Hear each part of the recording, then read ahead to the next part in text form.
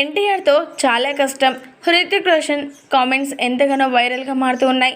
Bollywood star hero Hrithik Roshan గురించి ప్రత్యేకించి చెప్పాల్సిన పనే లేదు.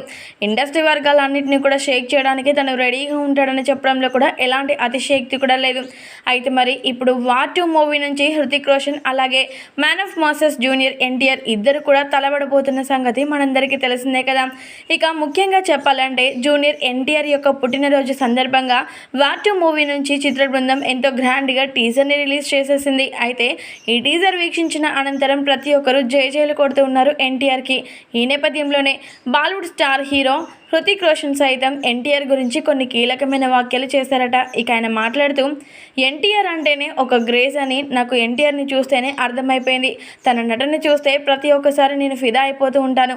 ఎన్టీఆర్ నిజంగా నటిస్తూ ఉన్నాడా లేదా జీవిస్తూ ఉన్నాడా అనేది మాత్రం అసలు నాకు అర్థమే కాదు. అలాంటి ఒక నట పోషణ ఎన్టీఆర్లో ఉంది. ఒక్క మాటలో చెప్పాలంటే నటన కోసమే జూనియర్ ఎన్టీఆర్ పుట్టాడని నా గట్టి నమ్మకం.